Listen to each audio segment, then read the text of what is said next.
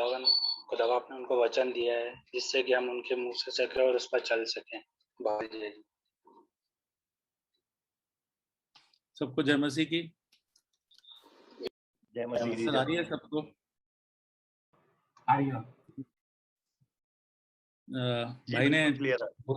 भाई ने बोला कि सरमन देंगे। सरमन तो बड़े बड़े लोग देते हैं, प्रीचर्स देते हैं, पादरी साहब लोग देते हैं। मैंने कुछ बाइबल में से छोटी छोटी चीजें सीखी हैं और क्योंकि हम परिवार के तौर पे बैठे हैं तो मैं उसको शेयर करना चाहता हूँ आप लोगों के साथ। और अगर कोई ऐसी चीज आपको भी लगती है कि इसमें से ऐड होनी चाहिए या कम होनी चाहिए तो आप जरूर से बता सकते हैं, यहाँ नहीं तो मीटिंग के बाद व्हाट्सएप पे या जैसे भी। तो इस मीटिंग का पर्पस यही होता है कि हम लोग एक दूसरे से कुछ कुछ सीख पाए। तो आज के जो भी कलाम खुदा आपने दिया है और जो भी शेयरिंग मुझे दी है उसकी तरफ चलेंगे और छोटी सी दुआ करेंगे। प्रभु जी धन्यवाद हो इस अच्छे समय के लिए जो आपने दिया है। प्रभु जी मेरे मुंह से निकलने वाली हर एक बात आपके सामने कबूल की जाए पिताजी। उन्हें दीजिए प्रभु जी के बोलने के लिए आत्मा आप ही का इस्तेमाल हो, जबान मेरी हो पिताजी, सुनने वालों को ग्रहण करने का मन और सुनने के कान, सारी चीजें आपको महिमा देने वाला खुदावंद यीशु मसीह के नाम से मांगते हैं, आमीन। शुरू करने से पहले एक छोटी सी एक्सरसाइज करना चाहते हैं। वो वाली एक्सरसाइज नहीं जो कोरोना वाले डॉक्टर बताते हैं, मगर एक छोटी सी एक्सरसाइज मैं बताना चाहता हूँ। 10 सेकंड के लिए सब अपनी आंख बंद करें और मैं एक चीज बोलता हूँ उसको विजुलाइज करने की कोशिश करें। एक स्कूल बस रोड पे आ रही है। 10 सेकंड के लिए आंख बंद करें और इसको विजुलाइज करने की कोशिश करें। एक स्कूल बस रोड पे आ रही है। बहुत है। सबने किया? कोई बता सकता है कि क्या देखा? कोई म्यूट ऑफ करके बता सकता है कि क्या देखा किसी ने? कोई भी बताए। ऐसा कुछ एग्जाम नहीं है, मार्क्स नहीं मिलेंगे इसके। मतलब मैंने जो देखा कि आंखें जब मैंने बंद करी तो ये बाहर वाली लॉरेंस क्लब वाली रोड मुझे नजर आई, डेयरी के पास वाली, और सामने से एक येलो कलर की बस आती हुई दिखी मुझे। येलो कलर की बस आ रही है। और कोई बताना चाहेगा? और कोई है जो बोल पाए? विजुलाइज किया जीजा कि बस आ रही है और बस रुकी, उसमें से बच्चे उतर रहे हैं। कौन से कलर की बस थी? येलो कलर की। येलो कलर की बस थी। और कोई बोलेगा? छोटी सी मुझे व्हाइट कलर की बस दिखाई दी और चलो व्हाइट कलर की बस दिखाई दी। मुझे कुछ नहीं दिखाई दी क्योंकि मेरी आंखें बंद थी। चलो ये आईक्यू वाला, ये आरएएस के एग्जाम की तैयारी वाला आंसर था। चलिए ये एक्सरसाइज हम लोग इसको डिस्कस करेंगे, मगर थोड़ी सी देर में डिस्कस करेंगे। अपन वचन की तरफ चलते हैं। इस एक्सरसाइज को डिस्कस करेंगे बट थोड़ा सा आगे चल के करेंगे। आज का जो वचन आपने सुना तो आप लोगों को उसका समझ में तो आ गया होगा किस टॉपिक पे हम बात करने वाले हैं। मूर्ति पूजा का एक टॉपिक है जिसके ऊपर हम लोग बात करना चाहते हैं आज, जिसके बारे में मैं कुछ चीजें मैंने सीखी और मैं कोशिश करूंगा कि आपके सामने रख सकूं। और बाइबल में बहुत सारे कंसेप्ट हैं। 2 तरह की चीजें हैं, एक नया नियम, एक पुराना नियम। और बहुत सारी चीजें ऐसी हैं जो पुराने नियम में पाई जाती हैं और नए नियम में आने के बाद वो खत्म हो जाती हैं। और कुछ चीजें ऐसी हैं जो नए नियम में पाई जाती हैं, पुराने नियम में नहीं पाई जाती। मगर कुछ चीजें ऐसी हैं जो पुराने नियम में भी पाई जाती है और नए नियम में भी पाई जाती है। उसका इंपॉर्टेंस इतना है कि खुदा बाप ने उसको पुराने नियम के लोगों के लिए रखा था और साथ में नए नियम के लोगों के लिए भी रखा था। और उसमें से एक कंसेप्ट है मूर्ति पूजा का, आइडल्टरी या मूर्ति पूजा जिसे हम हिंदी में बोलते हैं, आइडलेटरी जो हम इंग्लिश में बोलते हैं।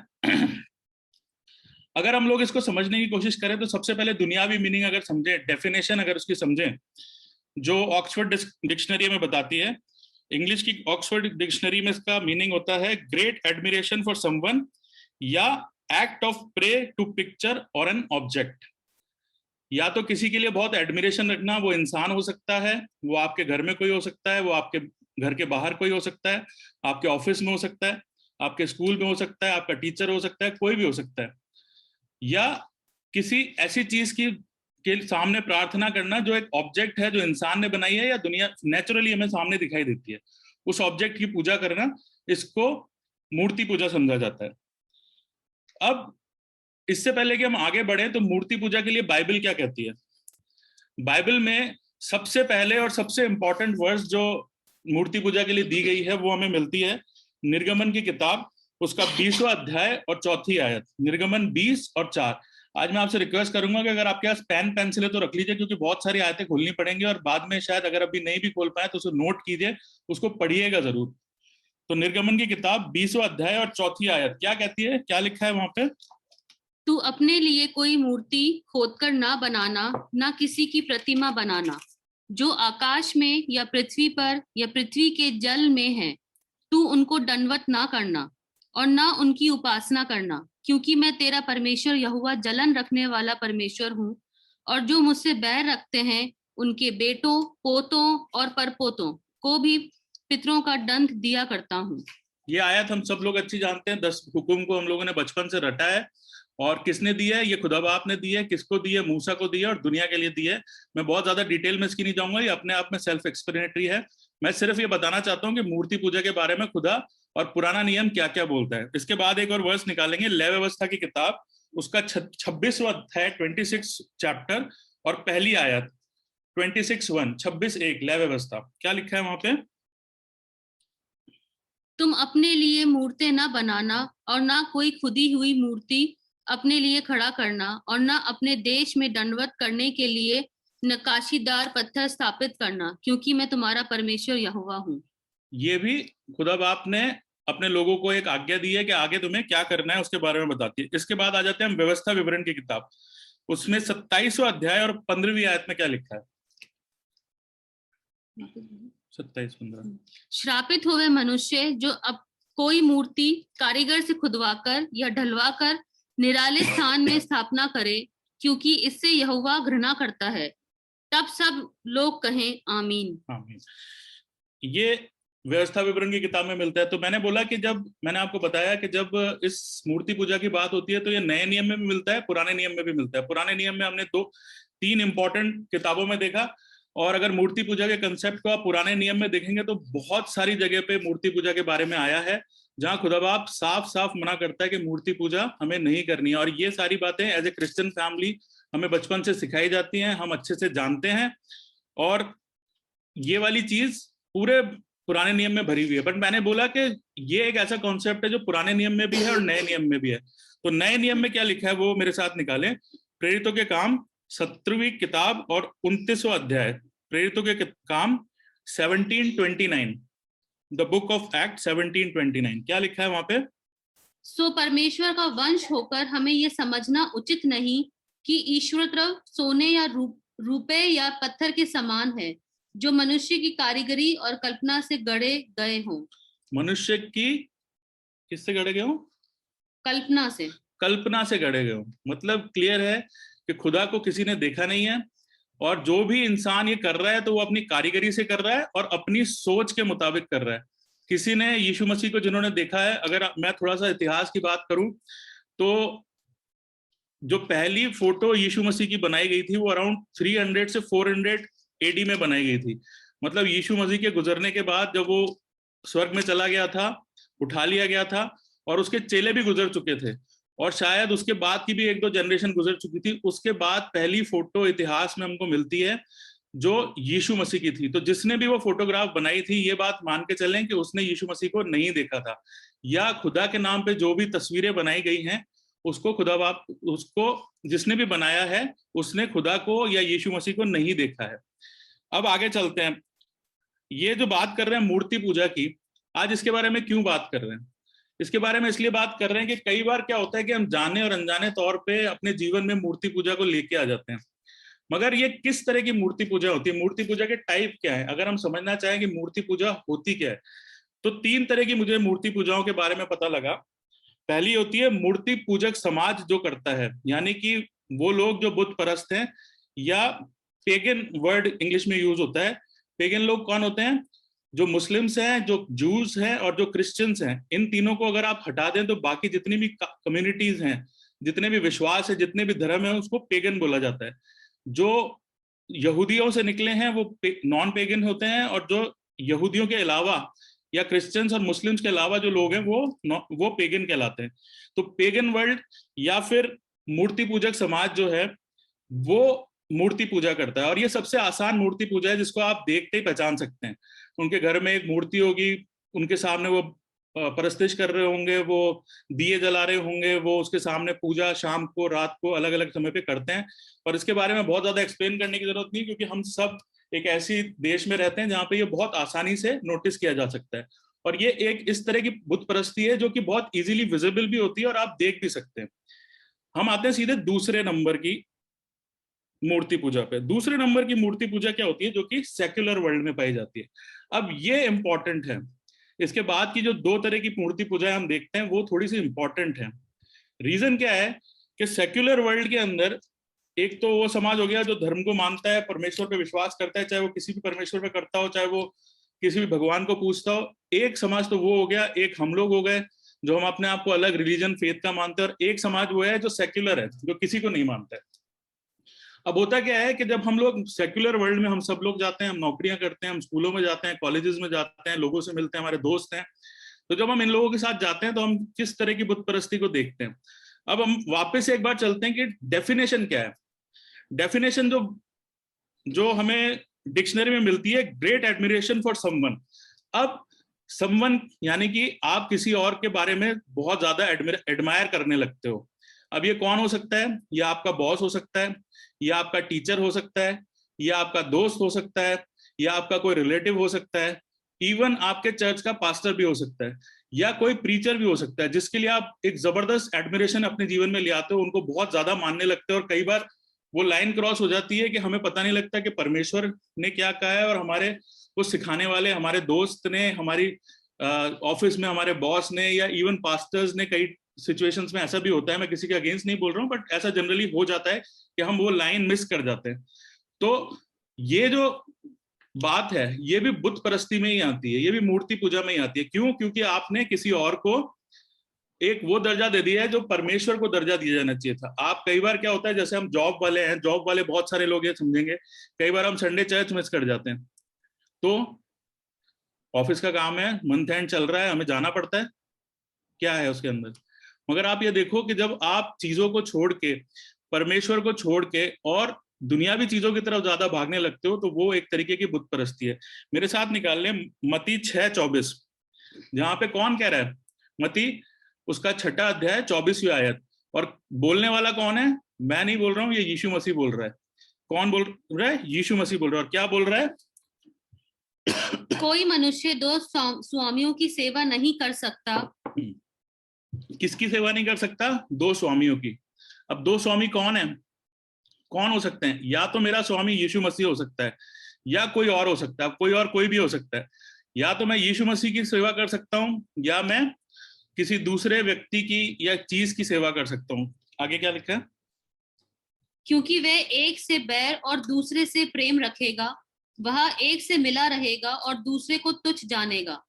तुम परमेश्वर और धन दोनों की सेवा नहीं कर सकते। तुम परमेश्वर और धन दोनों की सेवा नहीं कर सकते। क्लियर सा मैसेज है।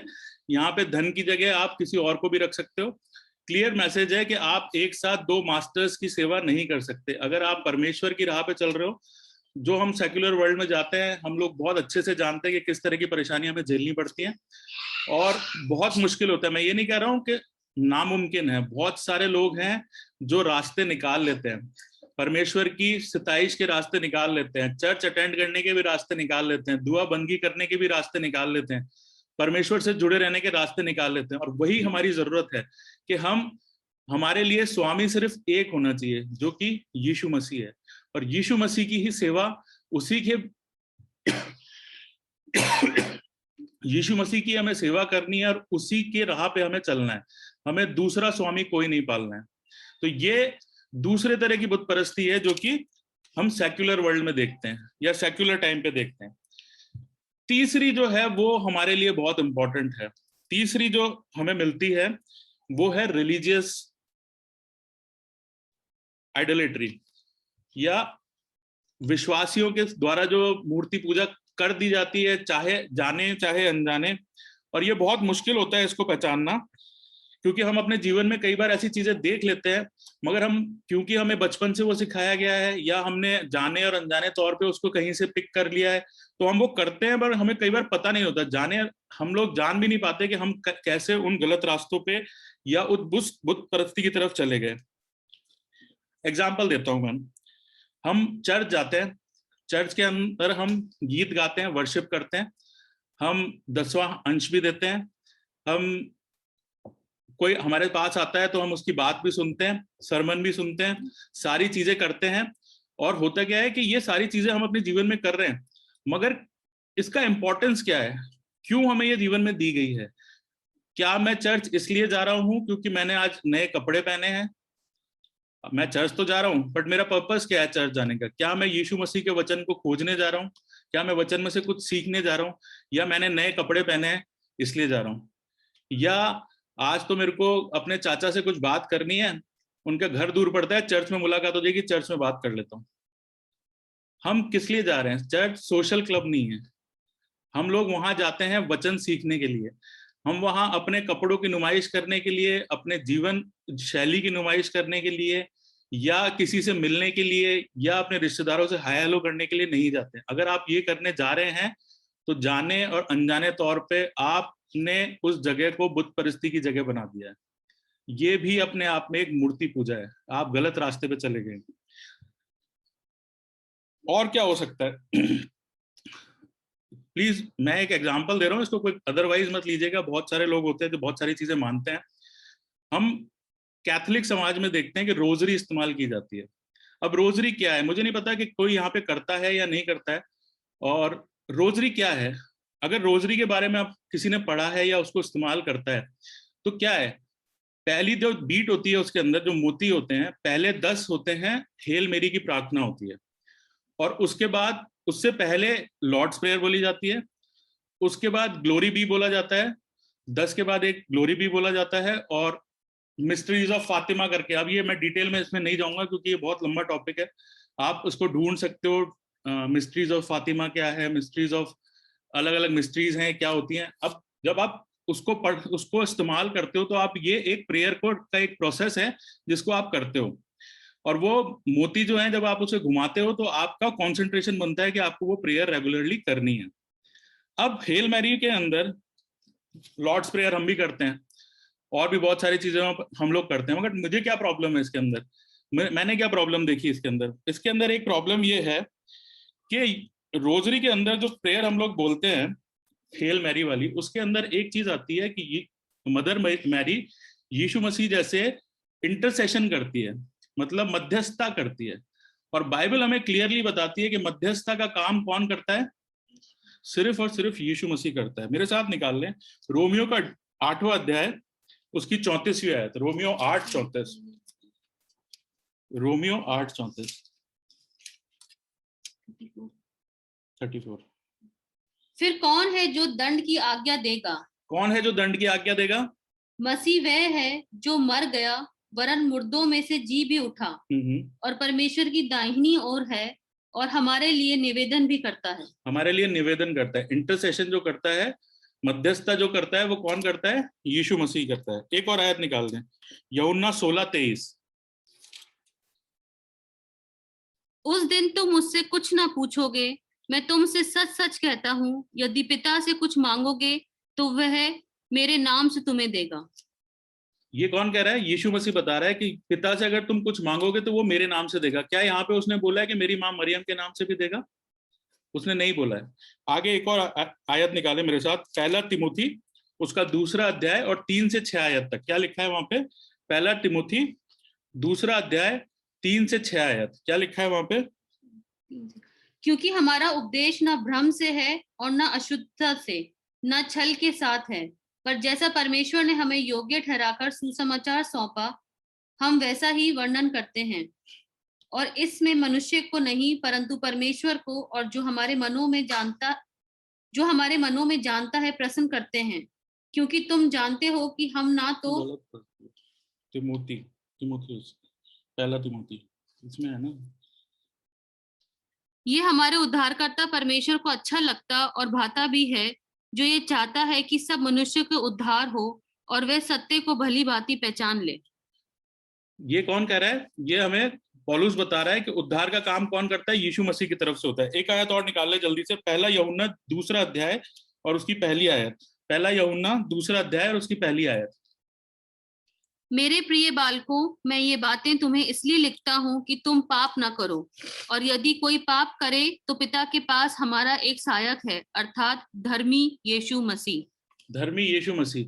मैंने बाइबल जितनी भी पढ़ी, मेरे को बाइबल में यीशु मसीह के अलावा कोई ऐसा नाम नहीं मिला जो हमारा इंटरसेशन कर सकता है, या मध्यस्थता हमारे बीच में और प्रभु के बीच में, हमारे खुदावंद के बीच में अगर कोई कर सकता है तो उसका अधिकार सिर्फ और सिर्फ यीशु मसीह को दिया गया है। मुझे प्रॉब्लम सिर्फ यही है कि जब हम लोग रोजरी की बात करते हैं तो रोजरी जो है, अगर आप, फिर एक बात है, इतिहास में आप जाओगे तो ये कोई नया कंसेप्ट, ये कोई पुराना कंसेप्ट नहीं है। ये ऑलमोस्ट 1300 या 1400 एडी में कैथोलिक चर्च ने इंट्रोड्यूस किया था, और वहां से ये बढ़ते बढ़ते पूरी दुनिया में फैल गया। और मेरा मानना ये है कि यीशु, हमें जो उद्धार की मिलता है वो यीशु मसीह के द्वारा मिलता है, और आगे हम देखेंगे कि उसने कितने सिंपल तरीके बताए हैं कि हमें जो हम कर सकते हैं। आगे बढ़ने से पहले 3 ही मिनट है मेरे ख्याल से, चेंज कर लेते हैं। हाँ ठीक है, इस लिंक के ऊपर दोबारा क्लिक कर लीजिए, मैं मीटिंग एंड करता हूँ और लिंक पे दोबारा क्लिक कर लीजिए। Thank you. आगे सब लोग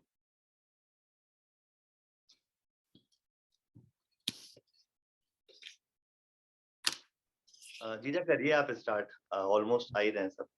हाँ, जब तक सब लोग ज्वाइन करते हैं मैं छोटा सा रिवीजन कर देता हूँ कि हमने इंट्रोडक्शन देखा कि कहाँ से आता है, उसके बाद किस टाइप ऑफ एडल्टरीज हमने देखी, जिसमें पहला था जो मूर्ति पूजक समाज है वो किस तरीके से करता है, जो सेक्युलर वर्ल्ड है वो किस तरीके से करता है, और उसके बाद हम लोग आए हैं रिलीजियस लोग, जो हम लोग फेथ में हैं, वो किस तरह की मूर्ति पूजा में चाहे अनचाहे गलती से बिना समझे कई बार पड़ जाते हैं। तो इसके लिए हमने एग्जाम्पल, अलग अलग एग्जाम्पल लिए। रोजरी का मैंने एग्जाम्पल लिया। मैं एक बार फिर से बोलता हूँ कि हो सकता है कि हम में से कोई इन सब चीजों को इस्तेमाल करता हो, और हो सकता है कि उसके पास बेटर रीजंस हो, बिब्लिकल रीजंस हो। अगर ऐसा कुछ है तो हम लोग एक दूसरे के साथ शेयर कर सकते हैं। इसको पर्सनली कोई ना ले, 2 चीजें मैं यहाँ पे शेयर कर रहा हूँ। आगे बढ़ते हैं। एक बहुत ही इंपॉर्टेंट क्वेश्चन आता है, और मतलब ये बहुत लंबे समय से है, हमारे घरों में भी आ जाता है कई बार, और हम लोग मान भी लेते हैं इस चीज को लेके, और वो है कि क्या यीशु मसीह की फोटोग्राफ्स हमारे घर पे होनी चाहिए? क्या यीशु मसीह की फोटोग्राफ्स को हमें इस्तेमाल करना चाहिए? हम लोग दुनिया में देखते हैं, लोगों के घर में लगती है, कुछ लोग मानते हैं कि नहीं होनी चाहिए, ये नॉट बिब्लिकल नहीं है, और कुछ लोग मानते हैं कि हम इसकी पूजा नहीं कर रहे हैं इसलिए हम लगा सकते हैं। कुछ लोग कुछ नहीं भी मानते हैं, उनको अच्छी लगती है फोटोग्राफ्स तो वो अपने घर में लाके टांग देते हैं, जैसे वो अपने रिश्तेदारों की, अपने परिवारजनों की लगा देते हैं तो वो भी लगा देते हैं। तो क्या बाइबल क्या कहती है? अब मैंने इस चीज के लिए काफी स्टडी किया, मैंने काफी खोजने की कोशिश की कि इसके बारे में बाइबल क्या कहती है, और बाइबल इस चीज के लिए एकदम साइलेंट है कि आप घर में इस तरह की चीजें लगा सकते हैं या नहीं लगा सकते हैं। और टू बी प्रिसाइज अगर मैं बोलूँ, यीशु मसीह की फोटोग्राफ को आप घर पे इस्तेमाल कर सकते हैं, व्हाट्सएप पे इस्तेमाल कर सकते हैं, फेसबुक पे इस्तेमाल कर सकते हैं, किसी और को भेंट कर सकते हैं। इस चीज के लिए बाइबल एकदम साइलेंट है। अब जो लोग ये मानते हैं कि ये नॉन बिब्लिकल कंसेप्ट है, वो बहुत सारी आयतें जो भी मैंने पढ़ाई उनको वापस कोट कर देंगे कि ये तो कुछ इंसान की कल्पना से बनाई हुई चीज है, और ये सारी चीजें उसकी मेहनत की बनाई हुई है। अभी मैंने खुद ये वर्सेस बोले, मगर बाइबल में जहां जहां भी ये चीज रिस्ट्रिक्ट की गई है कि मूर्ति पूजा नहीं होनी चाहिए, या कोई इमेज इस्तेमाल नहीं होनी चाहिए, या कोई गढ़ी हुई चीज इस्तेमाल नहीं होनी चाहिए, सोना चांदी का इस्तेमाल नहीं होना चाहिए, वहां हर जगह दूसरी पार्ट में ये लिखा गया है कि उसकी पूजा नहीं होनी चाहिए। और ये बात मैं जितना भी मैं सर्च कर पाया, मैंने बाइबल को जितना पढ़ा, मैंने और भी काफी रेफरेंसेस लिए, उसमें से मुझे ये मिला कि बाइबल ये कहीं नहीं कहती है कि आप इमेजेस को यूज कर सकते नहीं कर सकते। मैं एक बार फिर से पहली आयत जो हमने पढ़ी थी उस पर जाएंगे, निर्गमन की पुस्तक 20वां अध्याय और उसकी 4थी आयत। और ये सबसे पहली जगह है जहाँ पे हमें मूर्ति पूजा मना की गई है, और वहां पे क्या लिखा है एक बार वापस पढ़े। तू अपने लिए कोई मूरत खोद कर ना बनाना। क्लियरली मना है कि मूरत खोद के ना बनाना, ना किसी की प्रतिमा बनाना, ना प्रतिमा बनाना, जो आकाश में या पृथ्वी पर या पृथ्वी के जल में है, तू उनको दंडवत ना करना, ना उनकी उपासना करना। अब यहाँ पे क्लियरली क्या बोला गया है कि उसको दंडवत ना करना। मैंने रोजरी के लिए बोला कि मुझे लगता है वो गलत है, बट यहाँ पे मैं गलत और सही नहीं बोल रहा हूँ, क्योंकि बाइबल इस बारे में एकदम साइलेंट है। ये आपकी विजडम पे है कि आप उसको इस्तेमाल करना चाहते हैं या नहीं चाहते हैं, ये आपकी विजडम पे है। पर यहाँ पर क्या लिखा गया है, तो उसको दंडवत ना करना। आगे ना उसकी उपासना करना, ना उपासना करना, क्योंकि मैं तेरा परमेश्वर यहोवा जलन रखने वाला मैं परमेश्वर। तेरा परमेश्वर यहोवा जलन रखने वाला परमेश्वर हूँ। जहां जहां आप उसकी उपासना कर रहे हो, वहां वहां पे वो जलन रखने वाला परमेश्वर है, वो इस चीज को अच्छा नहीं मानता कि आप उसकी उपासना करें। और जितनी भी बाइबल की वर्सेस मैंने आपको दी हैं, आप इसको पढ़ो। मैं और बाइबल वर्सेस व्हाट्सएप पे शेयर कर दूंगा, आप इनको पढ़े। कहीं भी ऐसा नहीं लिखा है कि आप फोटो ना लगाएं।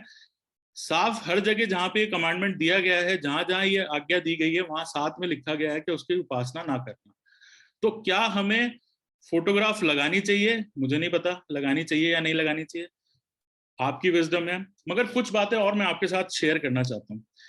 पहला राजा और उसका 11वां अध्याय, मैं नहीं, पहला राजा और उसका 11वां अध्याय, अगर आप उसको खोल के पढ़ोगे तो एक बहुत ऐसा आदमी था जिसको परमेश्वर ने दुनिया में सबसे ज्यादा बुद्धि दी थी। कौन था वो? राजा सुलेमान। और राजा सुलेमान को का शौक क्या था? उसका शादियां करने का शौक था।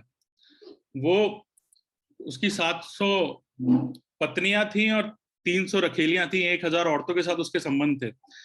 और वो इतना विजडम वाला आदमी था, मगर क्योंकि उसको शादियां बहुत सारी करता था, और हम जानते हैं कि जब पत्नी कोई चीज अपने पति से मांगती है तो वो कुछ समय तो मना कर सकता है कि नहीं, मगर एक समय के बाद पत्नी को मना करना थोड़ा सा मुश्किल हो जाता है। ये हम जितने भी शादीशुदा लोग हैं ये सब अच्छे से जानते हैं।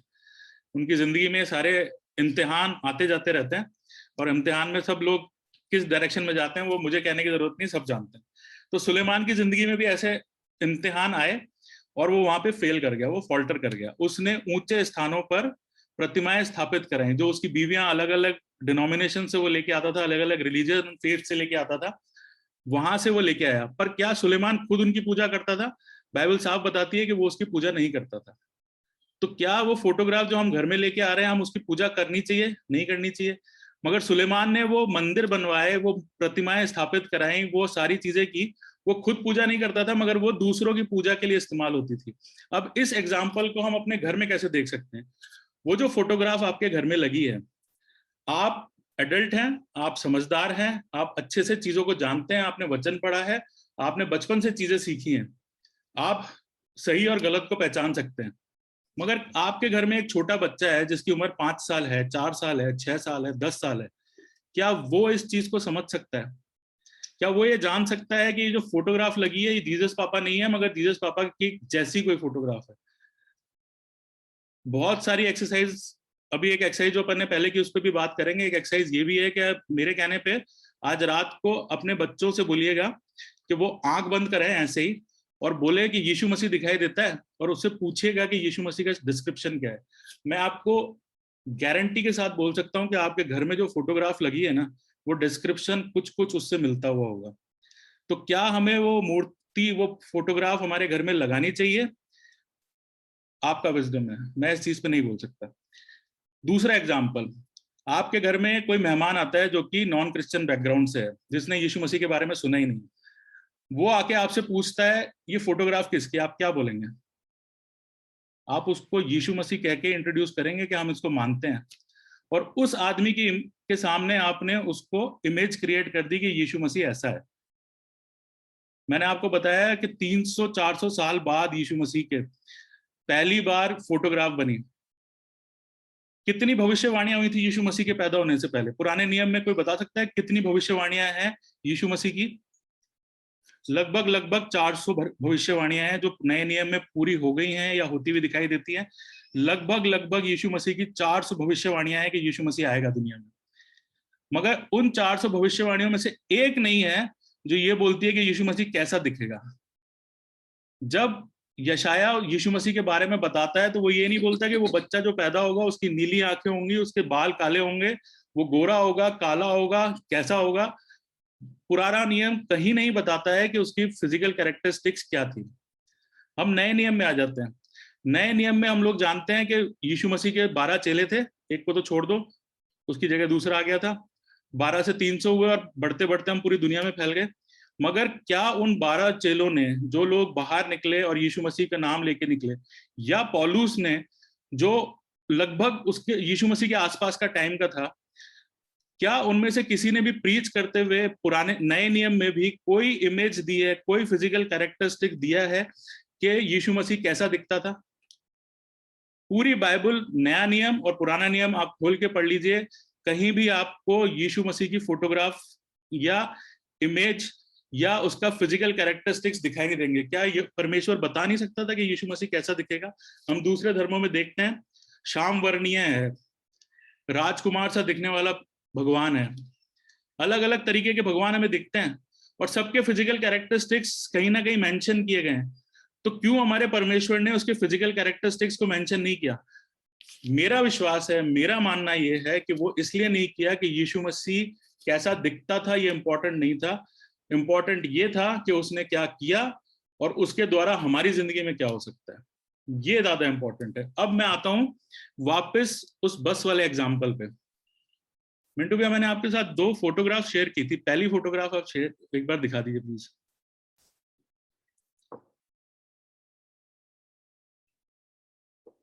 जो 13-23 निकाल दीजिए।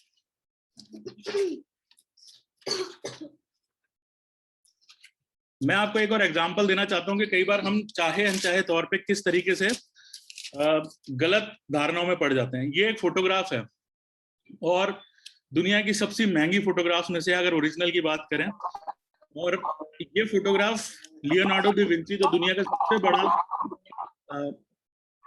सबसे बड़ा पेंटर हुआ था, उसने पेंट किया। अब इसमें क्या दिख रहा है सब जानते हैं, सबने देखी है फोटोग्राफ, हमारे घर पे भी होगी।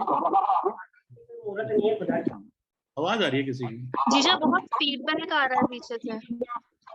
मेरे जो अनम्यूट कर दी, म्यूट कर लीजिए। मिंटे एक बार सबको म्यूट कर दो जीजा के अलावा।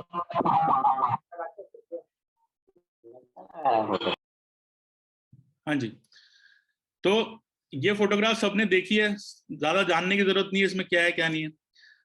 अगर मैं पूछूं ये क्या है तो सब बता देंगे लास्ट सपर की फोटोग्राफ है, और सब बता देंगे कि यहाँ पे क्या हो रहा है। अब मैं आपको एक चीज बताना चाहता हूँ कि ये जो फोटोग्राफ है ये एकदम गलत है। इसको लेके ना बहुत कंट्रोवर्सी भी है कि जो यीशु मसीह के पास में जो एक लेडी बैठी है वो यूहन्ना है या मरियम मगदलीनी है, बहुत सारी बातें इसके ऊपर कंट्रोवर्सी चलती रहती है। मगर मैं आपको एक बात बताना चाहता हूँ। मिंटू भैया दूसरी फोटोग्राफ दिखाओ आप। जो यहूदी तौर तरीका था उसमें खाने का तरीका ये नहीं हुआ करता था। जो यहूदी लोग थे वो खाने का तरीका ये नहीं था उनके। जो खाने का तरीका था, मिंटू भैया भी फोटोग्राफ दिखा रहे हैं आपको।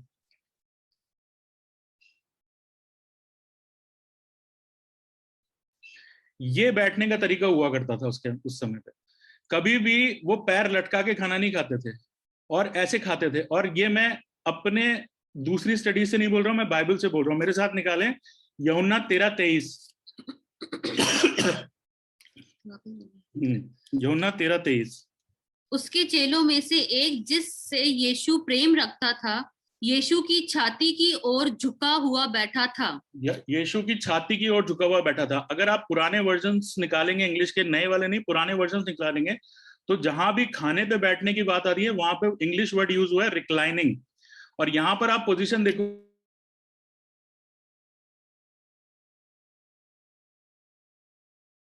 झुका हुआ था तो वो यीशु मसीह की छाती की तरफ था। उसके ऊपर नहीं जाते डिटेल के अंदर कि वो क्या है, मगर हाँ मिंटू भैया आप हटा सकते हो उसको फोटो को। अब उस डिटेल में नहीं जाते, वो बात की बात है, वो अलग बात है। मगर मैं आपको ये बताना चाहता हूँ कि एक इमेज हमने बचपन से देखी थी और ये मान के चले थे, और दुनिया भर में इसके लिए कंट्रोवर्सीज हैं इस पेंटिंग के लिए। और ये पेंटिंग जो दिखा रही है वो एक्चुअलिटी है ही नहीं, वो रियलिटी है ही नहीं। मैं वापस आता हूँ उस एग्जाम्पल पे, जो बस वाला एग्जाम्पल हमने लिया था। मैंने किसी को कुछ नहीं बोला कि बस पीले रंग की होगी, बस सफेद रंग की होगी, बस नीले रंग की होगी, बस रोड पे होगी, बस खाली है कि उसमें बच्चे हैं। ये आपकी कल्पना थी जिसको आपने क्रिएट कर लिया। और कैसे क्रिएट हो गई ये कल्पना? क्योंकि आपने घर के पास कोई सफेद बस देखी होगी, क्योंकि जैसे मोनी ने बोला कि लायंस क्लब वाली रोड नजर आई, क्योंकि उसने वहां पे कोई बस देखी होगी। जैसे मिनी ने बोला कि बच्चे उतर रहे थे, क्योंकि उसने कभी ऐसा देखा होगा कि बच्चे बस में से उतर रहे हैं। ये इमेज हमारे जीवनों में, हमारे दिमागों में काव हो जाती है। और वही चीज मैं यहाँ पे भी एग्जाम्पल को बताना चाहता हूँ कि जब आप कोई फोटोग्राफ अपने घर पे लगाते हो, कोई फोटोग्राफ दूसरों के साथ शेयर करते हो, तो वो फोटोग्राफ आपके लिए हो सकता है कि नुकसान का कारण नहीं बने, मगर हो सकता है कि वो जो फोटोग्राफ है वो आपके घर के बच्चों के लिए, जिस समाज में आप जाते हो, जिन लोगों से आप मिलते हो उनके लिए, या कई बार आपके खुद के लिए भी अनचाहे तौर पे ठोकर का कारण बन सकती है। मैं फिर वही बात बोलता हूँ कि ये सारा जो अंडरस्टैंडिंग है ये बाइबल से मैंने सीखी समझी। हो सकता है कि कोई डिफर करता हो, अगर कोई इसके डिफरेंट व्यू रखता है तो वो हम डिस्कस कर सकते हैं, मगर जहां तक मैं इस चीज को समझाऊं, यीशु मसीह कैसा दिखता था वो इंपॉर्टेंट नहीं है। आप घर में क्या लगाएं, आप बाइबल की वर्सेस लगाइए, आपके बच्चों का जीवन बदलेगा। जब वो उस वर्स को पढ़ेंगे ना, जब जैसे जैसे वो बड़े होंगे उनके मतलब समझना शुरू करेंगे तो उनके जीवन बदलने शुरू हो जाएंगे। आप अपने लिए नहीं मगर अपने बच्चों के लिए ऐसा करना शुरू कीजिए कि आपके घर में लॉर्ड्स प्रेयर लगी हो, आपके घर में अलग अलग वर्सेस लगी हो, जिससे बच्चे रेगुलर पढ़ेंगे, उसे याद करेंगे और उनके जीवन बदलेंगे। एक लास्ट अपन निकालेंगे यशाया 44। उसके अंदर हालांकि फिर वही बात है कि जब यहाँ पे चीजों के बारे में बताया गया, कार्विंग्स के बारे में बताया गया, मूर्तियों के बारे में बताया गया, उसके साथ साथ ये लिखा है कि पूजा नहीं करनी है। मगर मैं जब ये बात करता हूँ तो मैं जब अपने लोगों के लिए कोई चीज लेके आना चाहता हूँ तो वो बेस्ट ऑफ द क्वालिटी लाना चाहता हूँ। क्या आपके घर में कोई ऐसा आदमी है कि जो कोई अपने बच्चों की फोटोग्राफ लगाए और वो ऐसी लकड़ी लेके आए जो फालतू यूज की हो? वो फोटोग्राफ के लिए अच्छे फ्रेम यूज करेगा, अच्छी लकड़ी यूज करेगा। अब यहाँ क्या लिखा है, यशाया 44 जो सबसे पहले शानू दीदी ने पढ़ा था उसमें से निकालेंगे। यशाया 44 उसकी कुछ आयतें पढ़ेंगे। 13वीं आयत को पहले पढ़ेंगे, क्या लिखा है वहां पे? बढ़ई सूत लगाकर टांकी से रेखा करता है और रंधनी से काम करता और प्रकार से रेखा खींचता है। वह उसका आकार और मनुष्य की सी सुंदरता बनाता है ताकि लोग उसे घर में रखें। उसका आकार और मनुष्य की सी सुंदरता बनाता है ताकि लोग उसे घर में रखें। अगर बढ़ई उसको सुंदर नहीं बनाएगा, उसको कलरफुल नहीं बनाएगा तो क्या होगा? कोई उसको घर नहीं ले जाएगा। आप किस लिए ले जा रहे हैं? क्योंकि बढ़ई की कल्पना बहुत अच्छी थी। उसके बाद इसी में निकालें 15वीं आयत में क्या लिखा है? तब वह मनुष्यों के ईंधन के काम में आता है, वह उसमें से कुछ सुलगाकर तापता है, वह उसको जलाकर रोटी बनाता है, उसी से वह देवता भी बनाकर उसको दंडवत करता है, वह मूरत खुदवाकर उसके सामने प्रणाम करता है। जो चीज आप अपने घर में लाके लगाते हैं उसकी लकड़ी कहाँ से आ रही है, उसकी चीजें कहाँ से आ रही हैं, किस क्वालिटी की है, आप हमेशा ध्यान रखते हैं। मैंने यहाँ तक देखा है कि लोगों के जो एकदम इमीडिएट रिलेटिव्स होते हैं उनके मरने के बाद वो उनकी कब्रों पे बहुत बढ़िया नक्काशी कराते हैं, मार्बल लगाते हैं। मतलब हम अपने लोगों के लिए इतना कुछ सोचते हैं कि उनको अच्छे से अच्छी चीज दी जाए, पर क्या हम अपने खुदा की जब फोटोग्राफ लेके आ रहे हैं तो क्या हम उसके बारे में इतना सोचते हैं? नहीं, सिर्फ हम उसकी सुंदरता को देखते हैं। आगे क्या लिखा है 17वीं आयत में? और उसके बचे हुए भाग को लेकर वह एक देवता अर्थात एक मूरत खोदकर बनाता है, तब वह उसके सामने प्रणाम और दंडवत करता और उससे प्रार्थना करके कहता है, मुझे बचा ले क्योंकि तू मेरा देवता है। वह कुछ नहीं जानते ना कुछ समझ रखते हैं। पॉइंट यही है कि बाइबल में ये चीज हमेशा साइलेंट है कि आपको मूर्ति घर पे रखनी है या नहीं रखनी है, मगर जिस तरह की चीजें आप बाजार से लेके आ रहे हैं उनकी क्वालिटी क्या है, और सबसे बड़ी बात वो एक्चुअलिटी को, रियलिटी को नहीं दिखाती है, वो किसी की कल्पना को दिखा रही है। मैं एक बार फिर से बात रिपीट करूंगा कि पुराने नियम में 400 के लगभग भविष्यवाणियां हैं, नए नियम में वो लोग थे जो यीशु मसीह के साथ थे। अगर कोई भी चाहता तो वो उनकी इमेज क्रिएट करवा सकता था, अगर कोई भी चाहता तो वो सारी चीजें कर सकता था जो हमको उसकी फोटोग्राफ दे देती, मगर वो नहीं किया गया। और मेरा मानना ये है, ये पवित्र आत्मा की ओर से यीशु मसीह ने हमें किसी तरह के रिचुअल्स नहीं दिए। 2 रिचुअल हैं, बपतिस्मा और प्रभु भोज। इसके अलावा यीशु मसीह ने हमें रिचुअल्स नहीं दिए। उसने हमें कोई फोटोग्राफ नहीं दी, क्योंकि मैं एक बार फिर से ये बात बोलता हूँ कि वो जो चीजें यीशु मसीह ने की या वो जो चीजें वो हमसे चाहता है कि हम करें वो इम्पोर्टेंट है। यीशु मसीह का विजुअलाइजेशन कैसा है, वो दिखता कैसा था, वो इम्पोर्टेंट नहीं है। यीशु मसीह ने हमें बहुत सिंपल तरीके बताए हैं कि हमें करना क्या है, बहुत ही सिंपल तरीके हैं। मत्ती 6 और 5वां अध्याय, यीशु मसीह खुद बोल रहा है, यहाँ पे परमेश्वर का पुत्र खुद बोल रहा है। और क्या बोल रहा है? मत्ती 6 उसका 5वीं आयत, क्या लिखा है वहां पे? और जब तू प्रार्थना करे तो कपटियों के समान ना हो। फेमस आयत है, बहुत फेमस आयत है। क्योंकि लोगों को दिखाने के लिए सभाओं में और सड़कों की मेड़ों पर खड़े होकर प्रार्थना करना उनको अच्छा लगता है। कपटियों की नाई मत कर के तेरे को दिखाना है कि तेरे परमेश्वर कैसा दिखता है, कौन है, क्या है। कपटियों की नाई मत कर। मैं जानता हूं मेरा परमेश्वर कैसा है, मेरे लिए मेरे परमेश्वर ने क्या किया है, मेरा परमेश्वर जानता है हम दोनों के बीच में क्या रिश्ता है। दूसरी चीजों की जरूरत नहीं है। छठे अध्याय में क्या लिखा है इसके, छठी आयत में क्या लिखा है इसकी? परंतु जब तू प्रार्थना करे तो जब तू प्रार्थना करे तो क्या करना? अपनी कोठरी में जा और द्वार बंद करके अपने पिता से जो गुप्त में है प्रार्थना कर। मतलब यीशु मसीह ये बोल रहा है कि आपको किसी होली वाटर की जरूरत नहीं है, किसी चीज की जरूरत नहीं है। आप सिर्फ और सिर्फ जाएं, कोठरी बंद करें और प्रार्थना करें। आगे क्या लिखा हुआ है इसमें? तब तेरा पिता जो गुप्त में देखता है तुझे प्रतिफल देगा। दुआ एक अपने आप में एक अलग टॉपिक है, मगर हमारे परमेश्वर ने, यीशु मसीह ने हमको बहुत सिंपल तरीका दिया है अपने आप को परमेश्वर से कनेक्ट करने के लिए। हम, क्योंकि दूसरे लोगों की तरह हमें रिचुअल्स नहीं दिए गए, हमें इमेजेस नहीं दी गई, हमें रिवाज नहीं दिए गए, इसलिए हम रिवाज खोजते हैं कि हम भी कुछ ऐसा करें, हम भी कुछ ऐसा करें। हम में से बहुत सारे ऐसे हैं जो क्या बोलते हैं उसको, मंगलसूत्र को पहनना अच्छा नहीं मानते। वो काले मोती वाली चीज जो होती है हम पहनना अच्छा नहीं मानते, मगर जब हमारे बच्चे पैदा होते हैं तो उनके हाथ में काले मोती बांधते हैं। मैंने देखा, मेरा नाम नहीं पता मुझे, मैंने देखा है ऐसा। बहुत सारे लोग हैं यहाँ पे बैठे, नहीं बाकी क्रिश्चियन समाज में भी आप देखोगे तो बहुत सारे ऐसे लोग हैं कि वो सारी चीजें बांधते हैं। क्यों बांधते हैं साहब? क्या यीशु मसीह ने बोला है? क्या बाइबल ने ऐसा कुछ बोला है? बाइबल ने तो सिंपल बोला है कि बच्चे के सिर पे हाथ रख देना और दुआ कर देना, उसकी बड़े से बड़ी परेशानी दूर हो जाएगी। और हमने ऐसे बहुत सारे एग्जाम्पल्स देखे हैं। एक बहुत इंपॉर्टेंट, बहुत अच्छी वर्ड्स है जो मैं अपने जीवन में मानता हूं, और आज मैंने मुनी को भी भेजी थी और मैं इसको भी पढ़वाना चाहता हूं। मत्ती 7:7। मांगो तो तुम्हें दिया जाएगा। अब ये कौन बोल रहा है? यीशु मसीह बोल रहा है। किसको बोल रहा है? मैं डायरेक्ट कम्युनिकेशन कर रहा है यीशु मसीह। वो फिजिकल फॉर्म में दुनिया में है और वो दुनिया में लोगों को सिखा रहा है। क्या सिखा रहा है? मांगो तो तुम्हें दिया जाएगा। मतलब तुम मांगो, डायरेक्ट कम्युनिकेशन है, तो तुम्हें दिया जाएगा। नेक्स्ट क्या बोलता है? ढूंढो तो तुम पाओगे। तुम ढूंढो तुम पाओगे, और खटखटाओ तो तुम्हारे लिए खोला जाएगा। खटखटाओ, कौन खटखटाओ? किसी और को बुलाएं कि भाई साहब आके गेट खटखटा दो? नहीं, आप खटखटाओ, आपके लिए खोला जाएगा।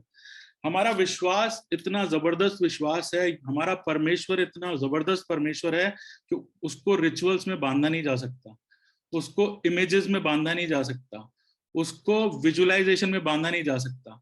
आज जो दूसरे समाज के लोग करते हैं, मैंने देखा है कि वो सुबह 5 बजे उठ के जल चढ़ाते हैं। सूरज को जल चढ़ाना होता है, बहुत अच्छी आदत है।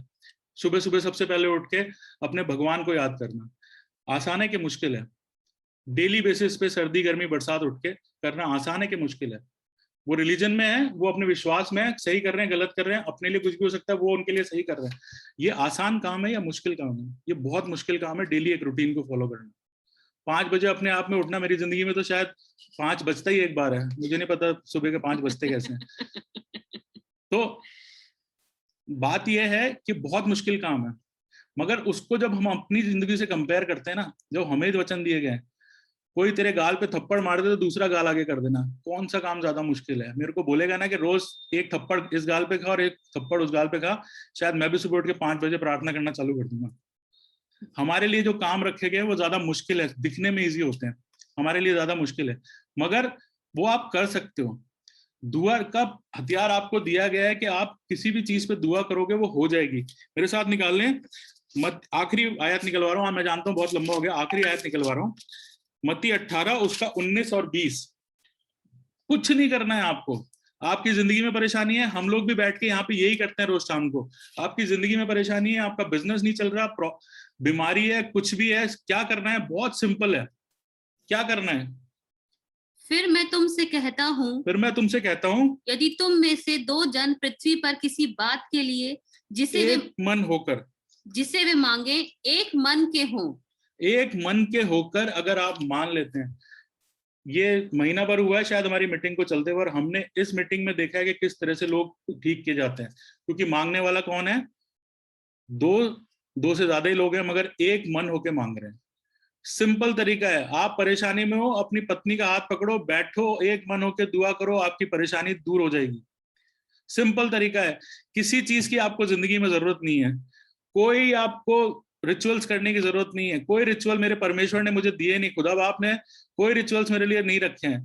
कोई यीशु मसीह अगर कोई रखे भी तो यीशु मसीह ने सब खत्म कर दिए, सब पूरे कर दिए। यीशु मसीह ने मेरे लिए कोई रिचुअल नहीं रखा है, कोई इमेज नहीं रखी है, कुछ नहीं रखा है।